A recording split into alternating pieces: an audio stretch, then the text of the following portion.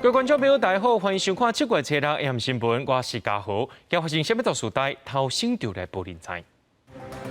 国内伫今仔增加34499个本土病例，另外国内也出现 BA.5个本土个案有2例，可能是去机场接机的时阵感染到的。立委集体受人乌西向政府官员施压，今仔日判决出来了，前立委苏振清判关10年，立委廖国栋是判爱关8年半。针对着论文风波，林志坚已经去提告，真拿赢议员参选人会去到教育部地检署指控林志坚违反著作权。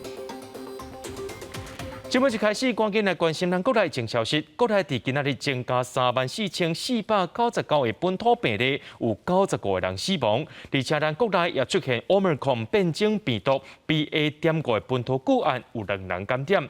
初步认定是感染源是家庭的成员，这个机场接机的时阵做伙坐共台车去画到的。加在这2个人目前拢是轻症，也有一个可能接触者。指挥中心初来公布，国内新增加4例 Omicron 亚型变异株 BA.5确定病例，其中2例是本土，是国内头一遍出现变异株本土个案。一定要发现这是一件境外移入个案所产生的规定小位。看感染源指标个案，6月19带2个未满10岁的儿女为美国返来，入境喙拿 PCR 采验隔天确诊，作为带防疫旅馆的2个囡仔，也伫6月23发烧确诊。新增加的 BA.5本土个案4个弟是6月19去机场接送母仔囝3人的台湾亲人，5个人共车尾通机场一路到台中的防疫旅馆，因为指标个案确诊，卫生单位对个案4个弟进行采验，经过基因定数，确定拢是感染到 BA.5的变异株。整体事件就变成说有2个跟这个境外移入家庭相关的这个本土个案呢被后续确诊。那经过进一步的定序呢，都在昨天这个 A、B、C、D 这4位呢都经过定序确认呢，都是确认为 Omicron BA.5。指挥中心提醒，研究显示 Omicron BA.4 BA.5传染力较悬，民众会记得疫苗一定要注有够，落实防疫。国内伫初日拢总新增加34499例本土个案，个案分布以新北市5000多例上侪，国内是台中市4000多例，桃园市、高雄市甲台北市各3000多例，中正增加176例，重症99例。确诊个案当中新增加95人死亡，其中年纪上细汉的是一个有先天疾病1岁的查甫囡仔。6月30号的时候有发病的症状，包括呕吐、呼吸喘、发烧、活力下降跟胃食量减低的这个部分。那在隔日7月1号的时候送医到急诊这边，那在急诊当中事实上就突然发生心跳停止的一个情形，那经过医院这边急救无效，那不幸过世。对有公卫学者评估，8月以后确诊个案有机会降到单日1万例以下。指挥中心表示，以7月7日确诊数字做例，确实比前一天也甲顶礼拜同一天拢有下降的趋势。不过目前观测到公共场所的人有较侪，对疫情下降造成阻碍。另外，国外经验也显示，变异株会互疫情更清悬，包括新加坡、纽西兰拢有类似的情形。这拢是疫情是不是继续降低变数？记者综合报道。国内有亲戚朋友去到机场接人坐共台车，说感染到 Omicron 变种病毒株 BA.5。指挥中心估计入境的旅客大约有25%是亲戚朋友来接的，要提出5项建议，就是建议讲住3栋的人才来去甲因接，而且爱挂手套、挂嘴安，上车进前呢，这车也个鞋底也个行李拢爱转酒精来消毒。另外伫车内面就千万唔通食物件，嘴安唔通流来，窗仔门就爱开一棚仔来通风，伫车顶莫讲话。全部的人落车了后，这规台车阁爱消毒一届。新友热情迎接选手，欢迎因耕耘回国。因为这阵选手参加印度国际超跑马拉松，得到好成绩，接送的亲友挂2站嘴安，用酒精消毒行李。大哥，你那个酒精瓶都是准备好的吗？对。因为台中出现变异株 BA.5本土确诊案例，指挥中心高层一检旅客当中有15%的亲友开车接送，建议有注3剂疫苗的人来接送。挂手笼、喙安亲友上车进前，手、脚底甲行李拢要喷酒精消毒，车内唔通吃物件，将喙安摕落来。佮建议适度拍开车窗通风，上好唔通讲话，接送完车内外爱清消。长时间，就是即使是戴着口罩，事实上还是有增加传染的风险。那车子当中如果都一直把车窗紧闭着，那即使是开冷气，事实上里面的空气还是可能一直在循环，所以这个就没有外面新鲜的空气可以进来稀释或中和掉。目前可能这个里头已经有一些带着病毒浓度的这些空气了。目前只剩下1位家人还在居家照护，那么其他均已经解除隔离。那么现在接种疫苗有一个新的选择，就是中央分配给台中市有3.8万剂的 Novavax 的疫苗，那么提供18岁以上的朋友施打。对 BN.5 集聘台中市府强调已经进行详细疫调、追踪采检，目前无拓开风险，也提醒民众 BN.5 的致动症率无明显较悬，毋过传染力强，提悬疫苗注射率应有效降低社区传播威胁，所以呼吁大家赶紧去做疫苗。记者综合报道。为着要加强这幼囡仔的防疫，6个月大到5岁囡仔会当注莫德纳疫苗。头一批进口45万剂莫德纳囡仔疫苗，伫初六已经送到位。指挥中心表示，这批疫苗按算20完成检验，21会送到管区。专家也要提醒讲，这囡仔注了后，若真出现发烧、一直困、身躯有起热的症头，就要赶紧送病院。头一批进口的45万份莫德纳幼儿疫苗到台湾，完成通关程序了后，就会直接送到指定的冷冻存放。指挥中心指出，这批疫苗2020完成检验了后，上近21开放注射。预计7月11号起配送到各县市政府，再提供6个月到5岁的幼儿的一个基础剂的接种使用。那本批的效期到今年的12月25号。为了加强细汉囡仔防疫工作，6个月至5岁的细汉囡仔已经会当开始注疫苗。指挥中心表示，注射地点由各县市政府规划，会当到医疗院所住，嘛会当到幼儿园住。若是讲要开设幼儿园莫德纳注射站，会尽量选择家长下班了后，也是休困的日子。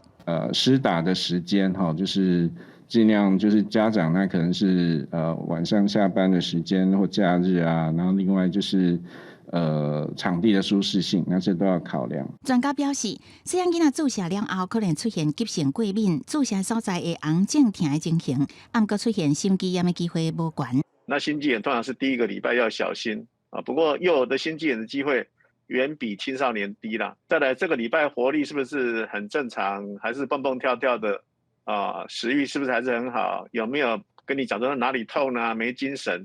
有这些现象就去看一下医生。若是是毋是会评估予细汉囡仔注对家舍？指挥中心是讲，目前专家也未讨论到细汉囡仔对家舍的部分。记者综合报道。受到全世界通货膨胀压力影响，台股今仔日开价走价，落尾收伫13985点，落363点。其中台积电已经达到435点多，是2020年11月以来上届价纪录。有分析师表示讲，因为外国资金抽走，地区短期之内落真济，呼吁各位投资者就要经过这段时间。台股搁一届找价。初六开价走价，盘中落破14000点，中场以13985点收盘。除了塑化股大落6.75%，电子甲金融股嘛落甲强要打底。就连电子扩大股台积电嘛收伫咧435.5块，创下2020年11月份以来新低。学者分析，除了投资人对经济衰退的烦恼，外资的热钱抽起来嘛是主要的原因。大家觉得他明年有新厂，然后经济会衰退以后，会造成这个它的业绩会衰退，所以今年其实它的业绩还是非常好。外资已经大卖了77万张的台积电，所以台股在大盘上也很难撑住。学者表示，投资人信心无够，环境衰退风险加悬，地区亚洲股市对外资的热钱是留袂调，加上通货膨胀还佫有起利息。为第2季开始，对台股拢造成压力。资深的投资顾问嘛表示，为今年6月份以来，台股为16800多点，落到即卖13000多点，个月落超过3000点，6个幅度确实是真罕见。不过，伫外资的调节之下，台股也是会出现技术性的反弹。美股不再破底，甚至有连续性反弹的一个情况，那这样的话，外资调节台股的一个力道就会减轻。外资虽然在卖，但是呢，卖的一个金额逐渐有缩小的一个状况，这个对于台股止稳来说是一个比较正面的一个讯号。王永旭指出，第二来台股甲美股的表现也是会呈现联动，目前外资也是伫咧调节的阶段，投资人手头持股较侪，唔通伫咧底线杀价。有关现金的比重才入场嘛无慢，证交所嘛发布声明表示，最近台股的波动虽然大，不过上市公司的体质相对较稳定。不过，若是非理性落价，就会采取稳定的措施。也若国安基金敢会入场，财政部表示会持续关注分析，目前还在观察当中。记者综合报道。主计总处今日公布6月消费者物价指数年增率是3.59%，连续4个月拢破3%，也创下要到14年以来上界悬的数字。另外，这7大类当中呢，一家的物件年增率7.27%是增加上侪。粉肉是增加比较高，规个是芳唔芳。不过，伫个物价通货膨胀的压力之下，食材成本是万行招起，或者卖早顿的业者感受是真深。鸡肉方面的，还有猪肉方面的，连我们的美生菜也都在涨。去年我们1桶油是580，现在1桶油是960，涨了1倍的油，你觉得我们撑得下去吗？根据主计总处公布上新的数据，6月份消费者物价指数年增率达到3.59%，创下14年来新高。观察6月份 CPI 7大类变动较大的部分，以食物类年增率7.27%上大，原因是因为饲价甲饲精生的成本提悬。介绍的部分，卵是起1.911%，肉是起6.78%，也若水果受到天气的影响，是起2.5.31%。食外口的费用年增率有到6.38%，比5月份更较悬。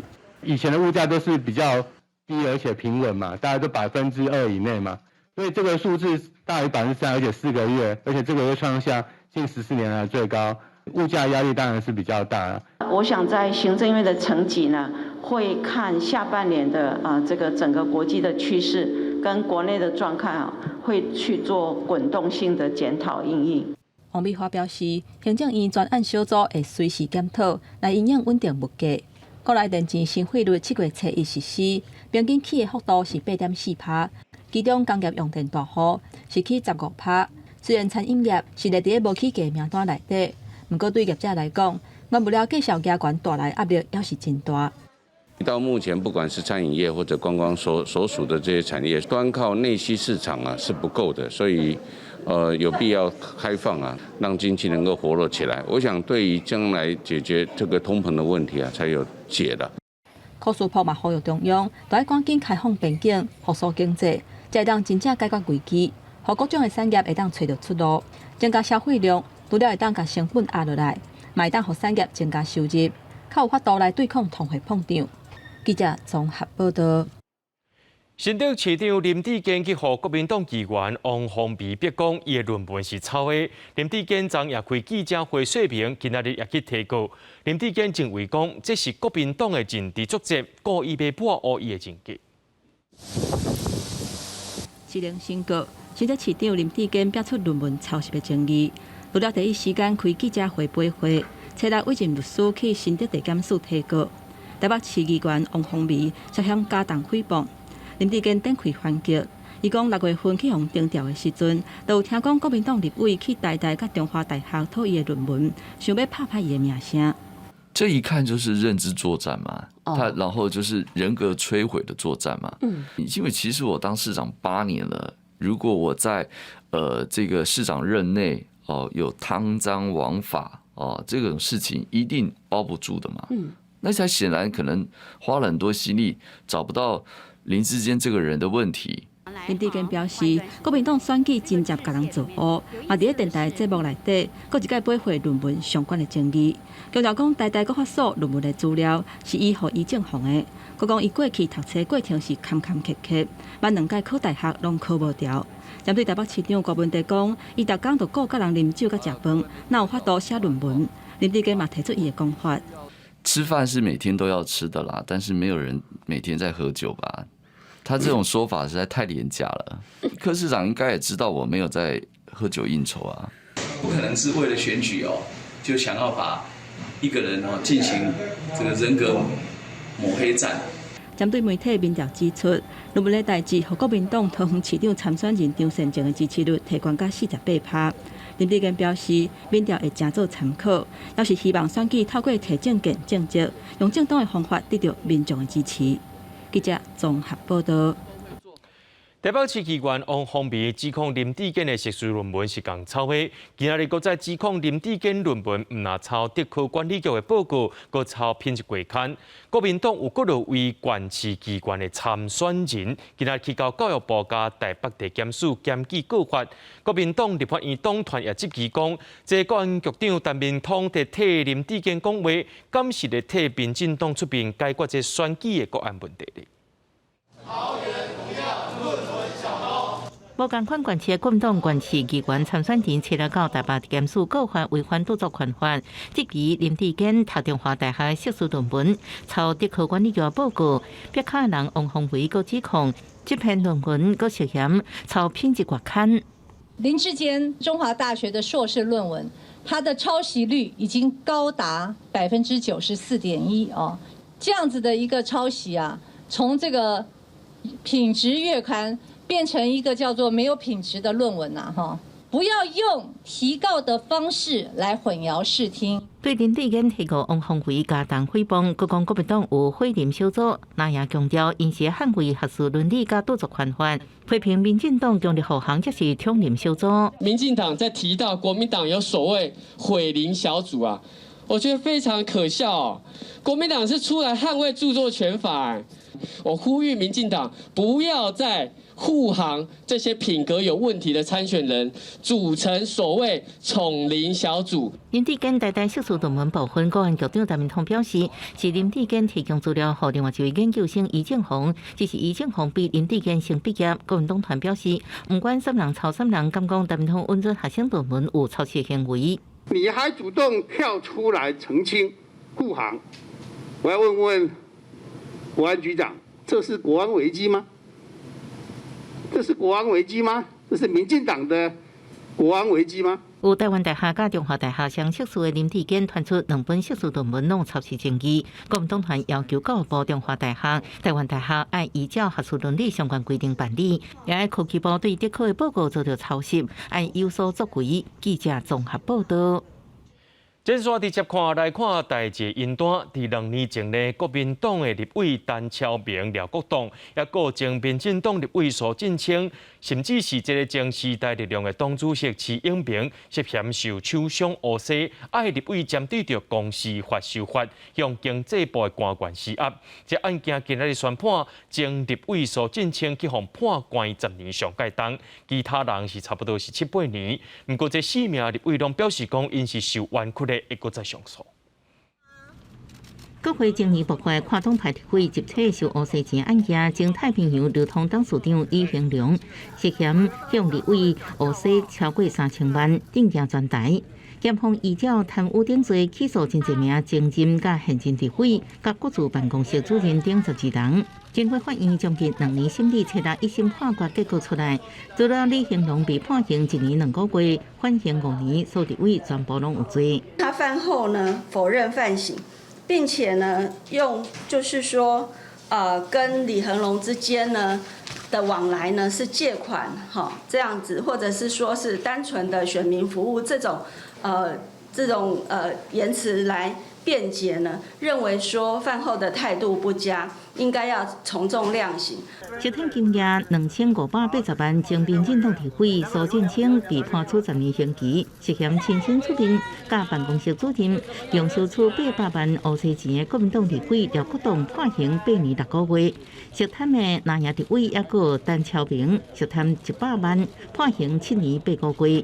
前时代力量党主席徐永明涉嫌欺诈污洗200万，是判处7年4个月。另外，国驻办公室主任分别判刑无罪到5年刑期。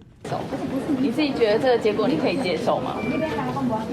因为检调查出关键人物李兴良为夺回所有经营权，透过白秋龙、郭启明等人污洗真侪名立委，协助公司法修法。高举办公听会是按经济部官员，法院审理了后，李兴良甲郭启明已经自备承认缓刑，按过涉案立委全部拢无认罪。本来就是这个针对今天的一个法院判决，我是真的深表遗憾他在法院的判决认为说，我跟李恒龙之间，我们事实上是真的单纯的借贷关系，他曲解了我是去索贿，这跟所谓的事实显示跟所谓的这个证据都是明显的不符啦，我觉得依法要提出上诉。这件立委受诬洗钱案件，佫逼出案外案，无党籍立委调政府被指控施压营建署，变更阳明山国家公园土地地目，厝内底佫被检调查出970万不明现金，按过反映鉴定财产来源无清楚，被判无罪。早税部分判刑6个月，用1颗罚金。真侪名立委知影判决结果了后，拢发冤枉，表达会去上诉。记者综合报道。民进党今仔日正式定调总统府发言人古拉斯来参选到花莲县长，立委刘兆豪来参选台东县长。古拉斯表示会下族群解决共同问题，也那刘兆豪也讲，家己已经选过5届啊，也会拍拼打造一个全新的台东。民进党加油！民进党。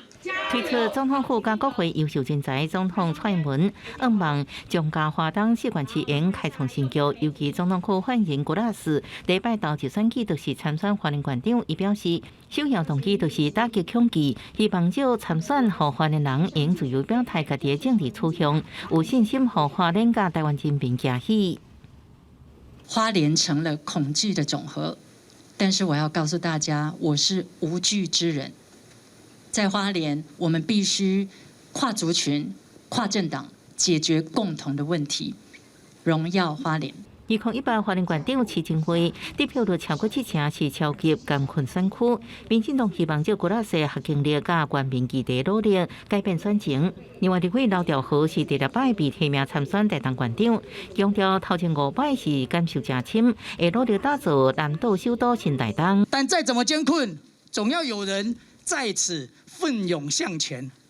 就算是沙漠，我相信只要有一群人不放弃，不断的挖地掘井，总有一天沙漠也会涌出丰沛的水源。其实方向都挺一致的，我觉得这次台东的选举应该不会像西部这样是一种互相指责、互相在抹黑。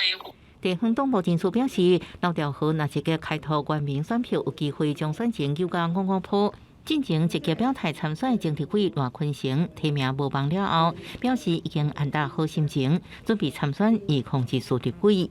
记者综合报道。发生经济危机的斯里兰卡总理伫国会宣布，这国家已经破产啊，完全无钱去买剪条，民众敢若会当用茶起火来煮饭。另外，伫中东国家黎巴嫩，初二搁再发生。拜二搁再发生这抗议活动，民众去包围国营的电信公司，抗议这电信业者要甲因起这通信费用，嘛政府讲故意互人活袂落去。上街民众拼命甲安全部队极力相送，也呼吁无顾危险，甲阿边哥大声冤。中东国家黎巴嫩礼拜二搁发生民众抗议，上百民众包围伫首都的贝鲁特国营电信公司，讲歹监视器。站门想要走入办公室来表达因对电信公司资费调管的不满。وجعنا بكل شيء بالمي بالكهرباء بالتليفونات بالبنزين بالمازوت بالخبز بالادويه شو بعد في وجع ما اعطونا اياه اعطونا الاوجاع كلها حلوا عنا بقى لك حلوا عنا بقى اشتغلوا لهالبلد حرام عليكم حرام فقرتوا لهالشعب。黎巴嫩2019年经济崩盘，尾也搁发生贝鲁特大爆炸，国家疫情，民众生活已经真艰苦，当地欠水、欠电、欠粮食，通货膨胀率已经超过200%，钱暴90%，百姓民众收入伫散赤线以下。不过政府一直拢无拟定改革方案，也互国际援助一再前言。同款拄到经济危机的斯里兰卡总理是伫初5坦白承认，国家已经破产，要得到国际货币基金组织 IMF 的贷款援助，会比过去更加困難。එය සරල රේඛාවක් දිගේ ගමන් කරනවා වගේ වැඩක්. නමුත් දැන් තත්ත්වය වෙනස්. අපි දැන් සාකච්ඡා වලට සහභාගී වෙන්නේ බංකොලොත් රටක් විදියට. ඒ නිසා සාමාන්‍ය මට්ටමේ සාකච්ඡා වලට වඩා දුෂ්කර හා සංකීර්ණ තත්ත්වයට අපට මුහුණ දෙන්න සිදු වෙනවා.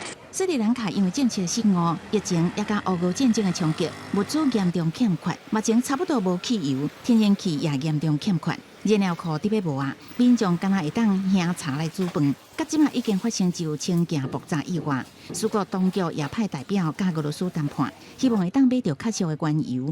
这场经济危机所带来痛苦，至少会持续到明年底。官方预估通货膨胀可能升悬到60%以上。联合国是估计，苏国8成民众都爱卖食饭，才有法度应对粮食欠缺，也甲物价起价。公司新闻齐婉玲编译。讲到这西班牙的分居节特别开始啊，不过这项传统活动引起真侪议论。有真侪同胞人士齐国国在发起抗议活动，强调分居节甲特有活动拢是残忍的行为，严重伤害甲虐待动物，也呼吁到这项野蛮的传统就要废除。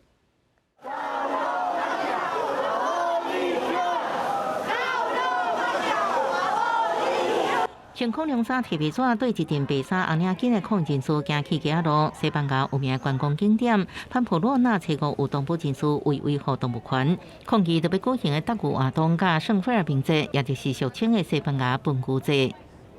So bullfighting is long ritualised executions of bulls, and many tourists who come and do the bull running don't actually realise that the same bulls that they're running down the cobbled streets with are later killed in the bull ring that day. They're stabbed over and over again for 20 minutes until they're dead, and it's incredibly cruel and painful for the bulls that go through this process. 分居节是西班牙北部都市潘普洛纳热天的都市庆典，每年7月7日到14，拢会办系列的活动，来纪念守护都市的守护圣人圣菲尔明。啊，不过无论是分居也是特居，早就引起动保人士质疑涉嫌虐待动物。过去18年，每年拢动物团体发起抗议活动，要求市长放弃残忍的特居活动，专心发展无虐待动物的传统文化。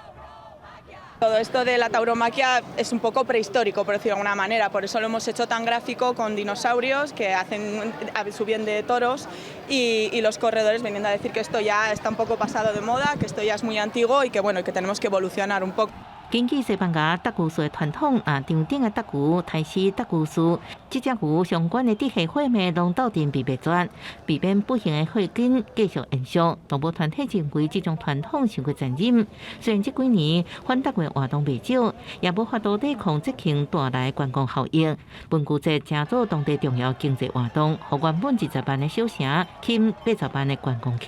因为文化部调查数据显示，2014到2015年，已经有90%的西班牙人无参加任何甲牛相关的节日活动，这也是实施调查的最后一年。公视新闻陈时东编译。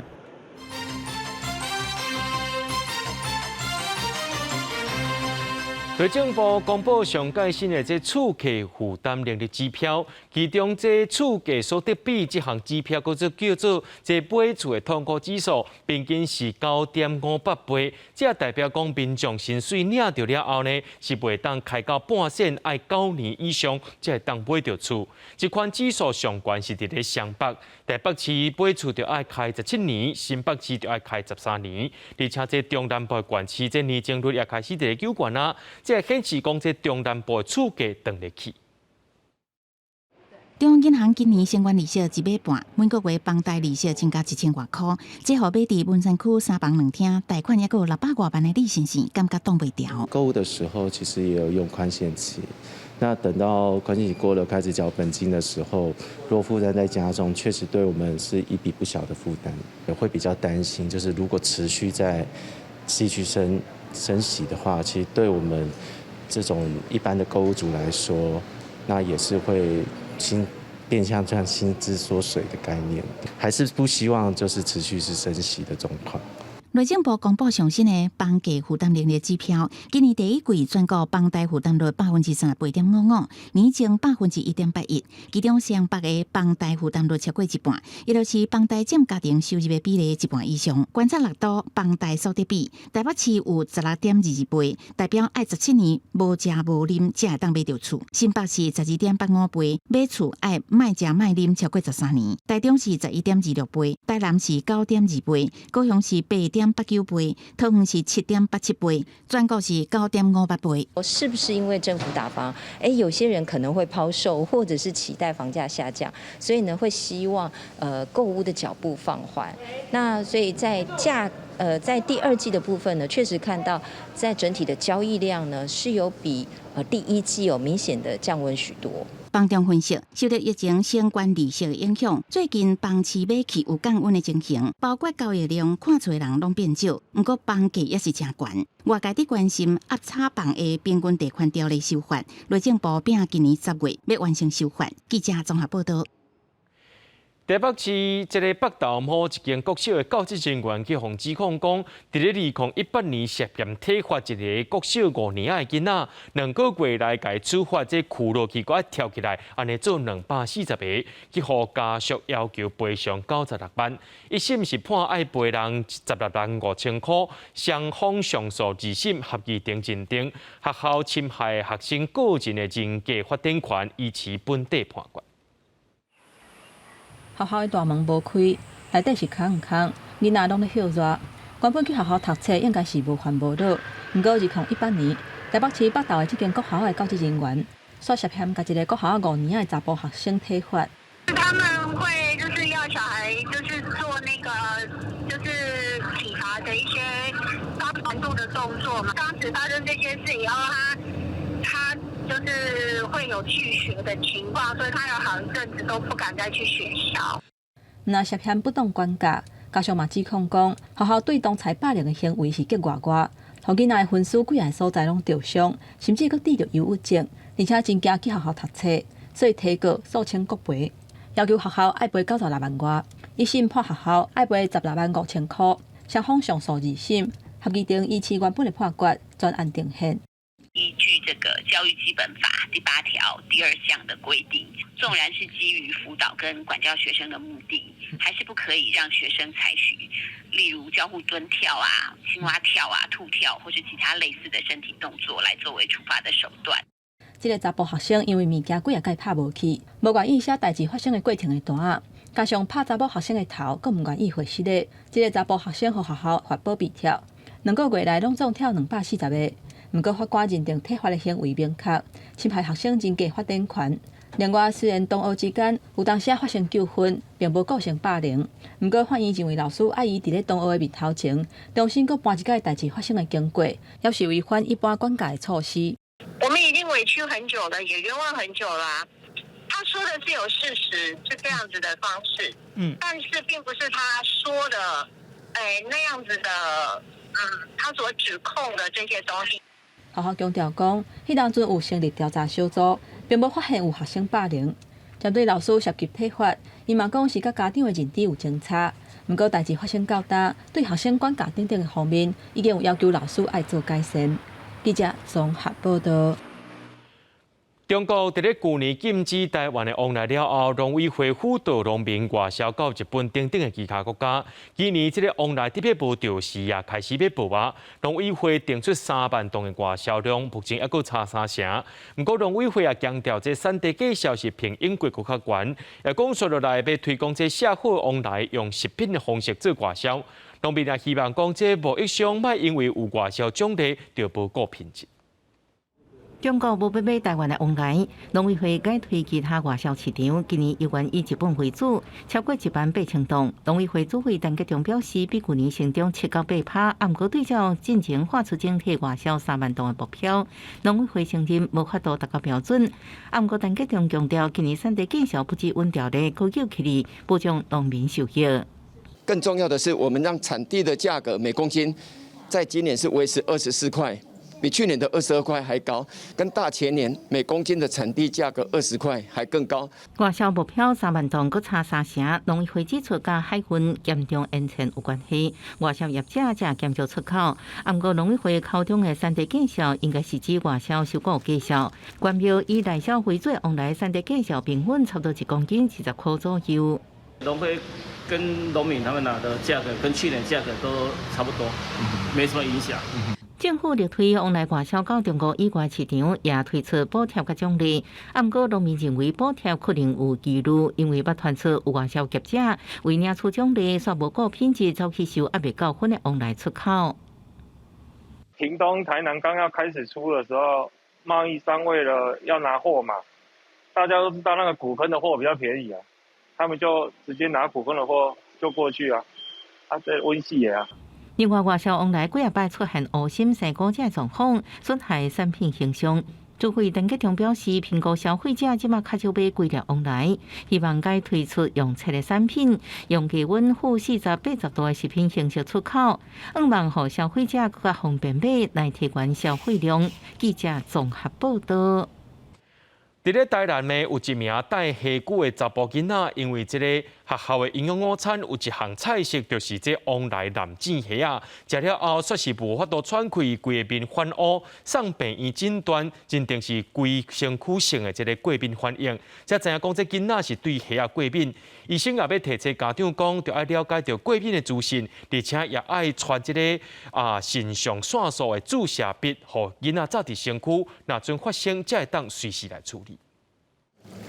真甲酥酥澎湃往来虾看到真好食，是真接一出菜。不过台南有一个有虾骨喘的查甫囡仔，营养午餐的时阵食到往来虾，无偌久煞喘气困难，甚至唔知人。送急诊了后，规身躯反红，嘴唇反乌，互医生判定是转型性严重过敏反应。根据病史来看，就是认为比较像的是对虾子过敏。那经过抽血检验，过敏源也确定是对虾子过敏。过敏反应包括皮肤红肿、目睭皮肿、喘气困难，严重甚至唔知人。较接看的较会过敏的食物包括鸡卵、牛奶、海产，其中海产的虾类是真侪人的过敏源。大商也建议上好经较鲜的活虾，还是由活虾快速冷冻靠包装。活焦焦的真空急速冷冻，保持最新鲜的鲜度。然后重点是要经过20QS 认证，多重药物残留、重金属残留都要确定通过的话，就是表示那是 OK 的。台湾过敏的囡仔袂少，互家长安那真伤脑筋。有一寡家长会带囡仔去病院做过敏原测试，也有家长为生活中的变化发现囡仔过敏源。怎么会连续1个月都在打喷嚏？他才问我们最近做了哪些改变。那我们就说养了一只猫，那他才建议我们那个猫可能不适合养。医师表示，找到过敏源了后，都要避免互囡仔搁再接触。对于捌发生过敏性休克的囡仔，上好随身带注明过敏物的小卡片，也加肾上腺素注射笔。照顾的人嘛爱知影相关的资讯。囡仔若是发生过敏性休克的时阵，才有法度量早发现搁处理。记者综合报道。联关团体今仔日开记者会表示，讲这健保资料库无需要任何当事人同意，就会当提供予第三方使用，已经超过20年，侵害到人民隐私权的保障。何用宪法判决爱予这被研究者知情同意权和退出权？健保署也回应讲，这各自使用拢有照法令规定，目前只有提供予做学术研究，无泄露予其他单位。台湾的健保世界学路，疫情期间健保卡插一个，就通徛名、领翠暗、快筛 AI 医疗也愈来愈发达。不过，人权团体表示，台湾强制健保资料提供予学术做研究，已经超过20年，甚至串联国人看病资讯、加财税等等实名制资料，批评违反宪法知情同意的原则，也主张爱有随时退出研究的权利。卫福部或是健保署固然一直宣称说，他们所执掌的这个组织法里面有相关的依据，但是这些组织法其实只是事务或权限分配的依据而已。做目的外使用的一些豁免的一些要件，完全都没有经过立法院做过任何实质的审议。其实最可怕的部分是在医院里面的病历跟我们所有的那个医疗检查的资料都在里面，一旦核限的话，那到底这一些资料的再利用要如何处理？以现在来说，就是踩在钢索上面。民间团体强调，并不是反对知识经济甲学术研究的重要性，是认为讲16年前大法官造成释字第603号的解说，就已经清楚认知民主甲人权共同限制人民各自隐私的法治底线，呼吁大法官宣判，唔好让宪法对人民的保障都退路。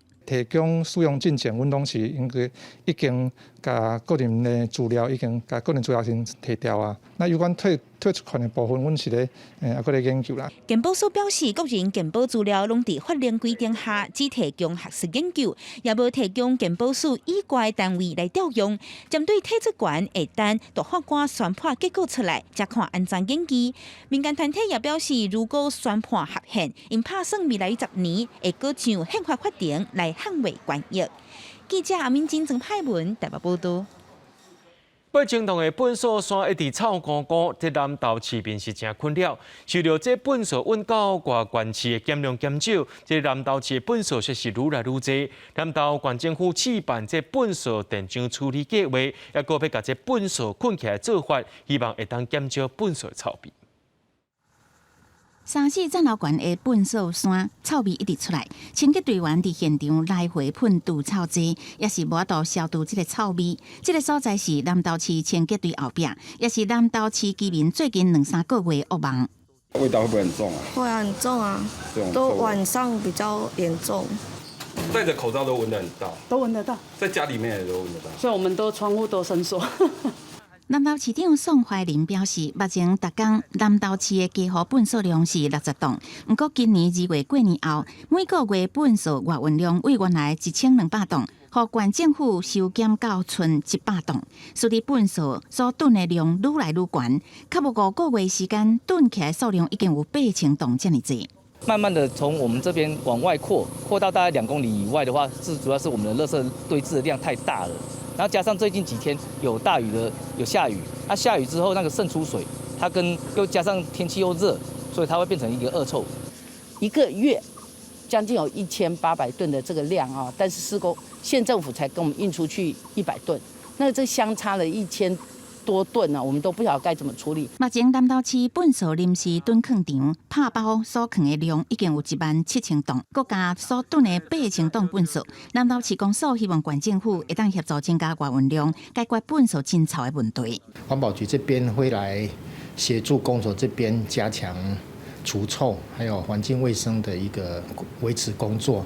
那另外后续也会持续的规划这个垃圾分选打包的工作，来加强垃圾减量。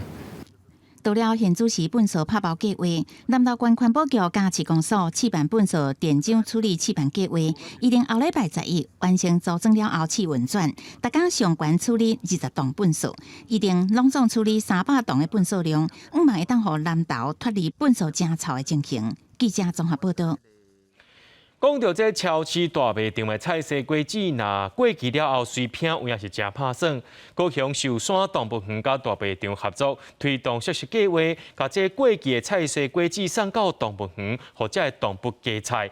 动物咧也当食到平常时啊真罕见的这个菜色果子，得到无同款的营养。早起保育员准备草料予大象阿里，伊是动物园的高食鬼，刷落来阁有高丽菜果子。这条菜头是伊头一摆食到，想袂到伊无爱食。保育员讲，最近阿里食到袂少新菜色，接受度蛮高的啦。当然，如果是这种萝卜或是节瓜类的，可能很饿，他才有可能会吃，因为他现在有其他更吸引他食物吃啊。那大象阿里有新菜色，象龟嘛是头一摆食到菇类，看起来因真介意，一时仔就食了了啊。当手狗看到高桃仔就摕来食，煞无啥介意加白笋。动物园最近帮一寡动物加菜，因为即马有大卖场，逐个月会甲下架，毋过阁会当食的菜色果子送来食。早起由中央厨房的人员配送，真侪项拢是动物园平常无买的食物。有一些东西我们这边不会采购嘛，对，那这些比如说奇异果啊、甜菜根这些比较特别的东西，可能会让动物会有比较有新鲜感，然后也可以额外补充一些其他的营养。英国大卖场会甲下架食物送予社福团体，今年甲动物园做伙推出动物版的熟食计划。除了动物园准备一天350公斤的食物，予动物食寡无同的菜色果子，嘛袂浪费食物，希望创造双赢。记者邓家文、赖伟哲高雄报道。今年的雨水到南投德山的季节啊，顺产量也是真好。德山镇公所前一阵有举办一个爬水的活动，请民众来参加，要请专家来教大家安怎爬，做回来看卖。民众为一年，每一个人拢拼性命来爬德顺，看谁通伫时间内上紧甲顺拢爬完。遮尔好耍阁趣味的活动，是南投德山镇公所为着要推广在地的季德顺来举办的。我们藉由这样的活动，带动大家能够认识竹山，了解竹笋怎么剥法、怎么吃法，这样是最棒的。真侪乡亲拢报名来参加，有的人是头一摆爬德顺，也有人展现厉害的技巧，现场是真闹热。也有社区摆摊咧卖德山在地农产品，参加的人会使讲是有食阁有掠。无我手头吼，我手头客啊，爬到尾啊剩路机。那朋友跟我在问嘛，卖挂手头我回你酒店嘛。这个活动我是觉得很有意义，大家如果有空的话，可以到竹山来走一走。透过爬德顺的活动，唔但会当看满在地居民的感情，也会使吸引外地人来行搭。互阁较侪人认捌德山的特色。记者综合报道。布袋戏艺术黄文德伫顶个月过身，伊甲大兄黄文忠所创立的霹雳国际多媒体公司，即阵也伫收集伊在生进前的影像创作甲物品等等，伫国家电影中心替伊举办一个纪念展览，伫今仔日开播啊。世事如棋，天空不测。孝敬英雄啊！师傅搭配布袋戏艺术黄文德生前的配音人红啊，为北音财主黄文德的纪念展览开幕。黄文德伫6月12过身，霹雳国际多媒体公司即阵收集伊过去伫布袋戏界拍片的影像、创作甲物品等等，举办活动式的纪念展览，初6正式开幕。甲伊最近创立霹雳的大兄黄文忠，讲到这个小弟也是那后甜。这种所谓的。有才人的人，这种国宝级的，基本上这个世界上是不多的。一个人配音基本上是不容易的。那如果说多口配音，那就集大家的一个优点，那就不一定。但是我想，一人配音的这种最高境界，应该是落在我弟弟黄文哲的身上。讲到传承，霹雳表示，自去年开始就训练新一代的配音员。虽然可能要无多甲黄文德相比拼，但是配音是无问题，嘛当咧豆豆成长。因也当咧规划成立基金会，希望会使集合各界的力量，做伙推广布袋戏。生命是有限，但是精神是可以永续的，需要群策群力，单凭一家公司或几个人是不行的。广招了这个有志之人呢，然后共同成立这个基金会，为我们台湾的布袋戏文化的推广来努力。总统蔡英文文化部长李英德也伫初5到展览现场参观致意。霹雳表示，除了展览，伫展期内也有数环境，城市传说两出布袋戏电影伫各地中心放映，互各界追思北音财主黄文德。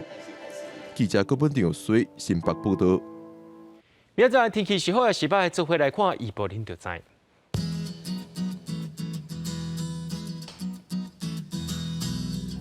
基隆到新竹对25度到34度，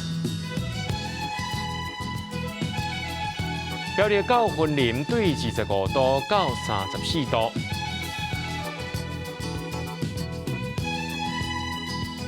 嘉义到屏东对25度到34度。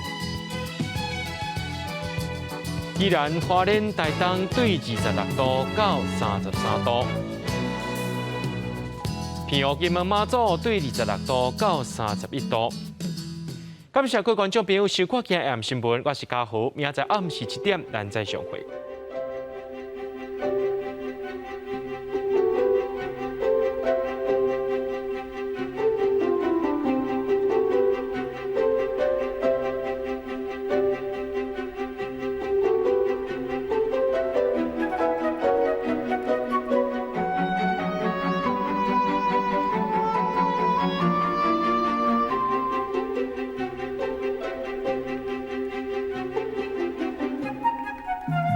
Thank you.